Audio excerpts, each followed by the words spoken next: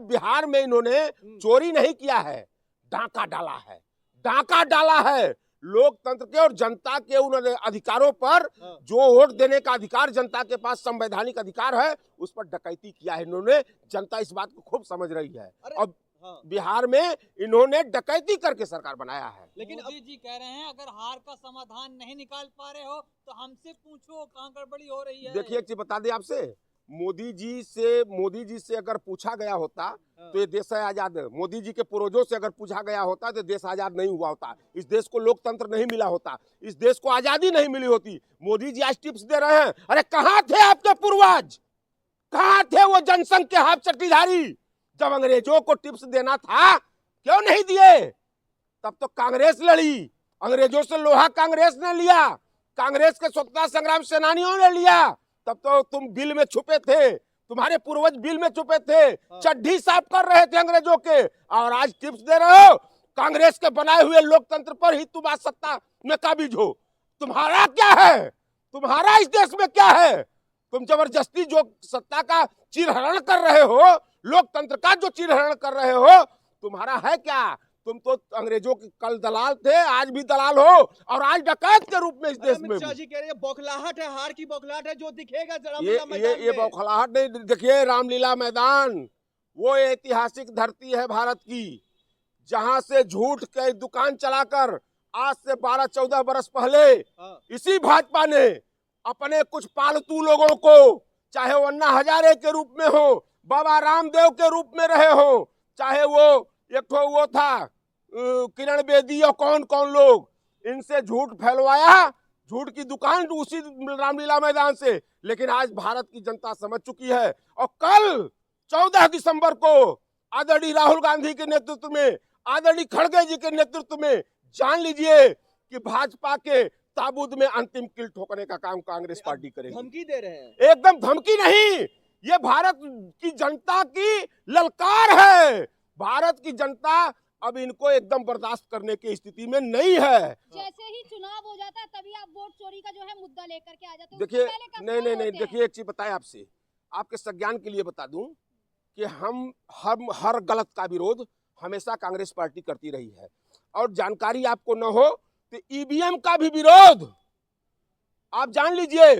उस समय गिल साहब चुनाव आयुक्त थे, लेकिन उस समय भी पहला चुनाव ईवीएम से आप जानती हैं कहां, केरला में हुआ था, मशीन से, और वहां पर कांग्रेस का प्रत्याशी चुनाव हार गया था, लेकिन उसने चैलेंज किया और कांग्रेस ने ईवीएम का पहला विरोध उस समय भी किया था। हम कहने का तात्पर्य मेरा यह है कि कांग्रेस हर उस गलत कृत्य का विरोध करती है। आज जिस तरीके से लोकतंत्र को नंगा किया जा रहा है, यहाँ के संविधान को तार तार किया जा रहा है, उस संविधान और लोकतंत्र की मर्यादा को बचाने के लिए कांग्रेस की नैतिक जिम्मेदारी बनती है। संदेश दे रहे हैं आप, क्या धमकी दे रहे हैं या कोई मैसेज दे रहे हैं मोदी जी को और गृह मंत्री साहब को? हम मैसेज यही दे रहे हैं, हम कोई गृह मंत्री को अब कोई मैसेज नहीं है। मैं गृह मंत्री को कौन होता हूं मैसेज देने वाला, जब वो खुद कांग्रेस को टिप्स बताने लगे, जो कभी न देश की आजादी की लड़ाई में रहे, न तिरंगे का जिसने हमेशा अपमान किया, वो खुद आज कह रहे हैं कि हमसे टिप्स पूछे। अरे कहाँ उस दिन टिप्स था? हमको जो मैसेज देना है भारत की जनता को देना है।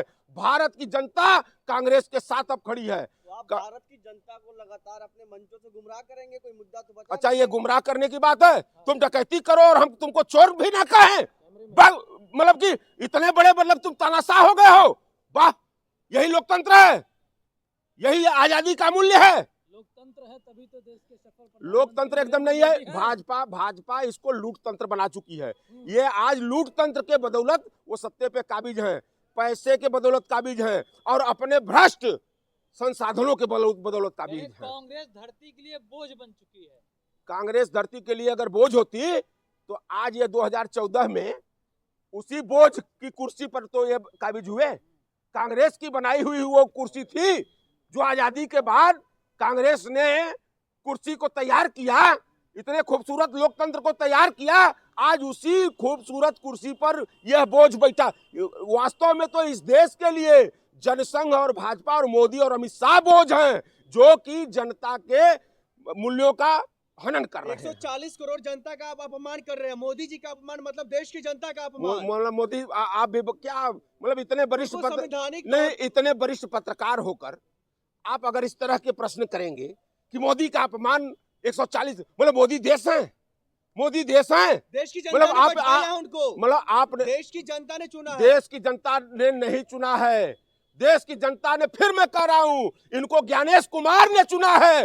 ज्ञानेश कुमार को इसीलिए इतने आरोपों के बाद भी, अगर इसके पहले भी उस कुर्सियों पर और लोग बैठे, अगर एक आरोप लगा कांग्रेस के, आपको सनद के लिए बता रहा हूं कि कांग्रेस के मंत्रियों के ऊपर आरोप अगर लगा, विपक्ष ने लगाया, तो पहला काम कांग्रेस ने उनको बर्खास्त करने का काम किया, फिर जांच कराया। लेकिन इतने ये निर्लज टाइप के लोग आज बैठे हैं, ये ज्ञानेश कुमार हो चाहे अमित शाह जी जिस कुर्सी पर बैठे हैं, तमाम आरोप के बाद भी इनके यहाँ तो राजनाथ सिंह एक मंत्री हैं, राजनाथ सिंह कहते हैं कि भाजपा में निलंबन नहीं होता है, भाजपा में इस तरह की कोई प्रक्रिया नहीं, इसलिए निलंबन नहीं होता कि दुनिया का हर भ्रष्टाचार तो ये करते हैं। वकील हैं, आप तो पढ़े लिखे, आपके जानकारी में नहीं है जो किस तरीके से देश में, हमारे देश में कानून है जो कोई भी इलेक्शन कमीशन और जो उनके तमाम जो ऑफिसर्स है उस पर कार्रवाई नहीं होगी? ये कब से बना है?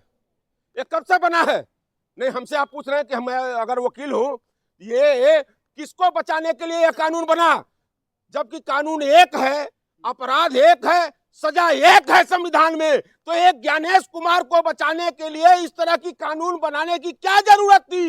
यही तो संकेत करता है कि लोकतंत्र को अब ये राजतंत्र में बदलना चाहते हैं। ज्ञानेश कुमार को कौन बचा रहा है? एकदम अब सरकार बचा रही है, अमित शाह बचा रहे हैं, मोदी बचा रहे हैं, इसलिए कि उनकी जान उसी ज्ञानेश कुमार में है। क्योंकि ज्ञानेश कुमार को इसीलिए उस कानून के दायरे में लाए कि उनके ऊपर कोई कार्रवाई नहीं हो सकती। चुन चुन का बदला लेंगे, एक भी भ्रष्टाचारियों को नहीं छोड़ेंगे, तो वो क्यों उनको अच्छा, एक चीज बताइए, अब एक तरफ से नाम लेना मैं शुरू करता हूँ, सारे भ्रष्टाचारी, सारे बलात्कारी, सारे व्यभिचारी, सारे डकैत भाजपा में, सारे डकैत भाजपा में, सारे राष्ट्रवादी पार्टी को आप ऐसे मत बोलिए।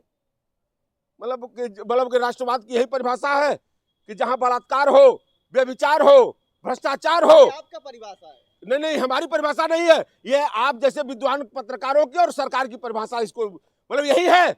आप बताइए ना, कांग्रेस से ही तो गए हैं सारे जो भाजपा में बैठे हैं। अच्छा, कांग्रेस से गए हैं?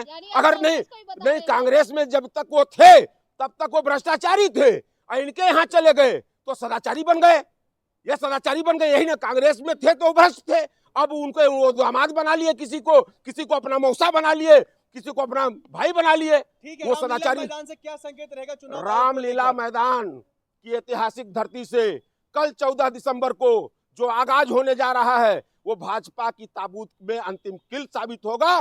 बस ये जान लीजिए। और राहुल गांधी जी देश की वो आवाज है जो इन मोदी और अमित शाह के डराने धमकाने से वो डरने वाले नहीं हैं। इंदिरा गांधी का खून है, वो राजीव का लाल है, वो नेहरू का वंशज है। अंग्रेजों से जो नहीं डरा वो अमित शाह और मोदी से डरेंगे। मोदी जी का ये मतलब कि हम प्रधानमंत्री का अपमान कर रहे हैं। कौन चीज? अभी उन्होंने सदन में क्या बोला?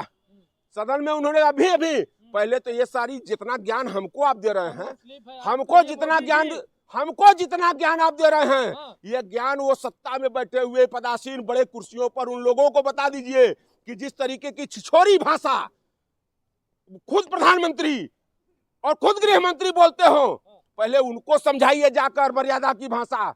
हमको मत समझाइए, हम कांग्रेस के लोग हैं, हम लोग मर्यादा में रहना भी जानते हैं, मर्यादा में जीना भी जानते हैं, और लोकतंत्र की मर्यादा को रखना भी जानते हैं। इन लोगों की तरह हम लोग निर्लज्ज नहीं हैं। बहुत बहुत शुक्रिया।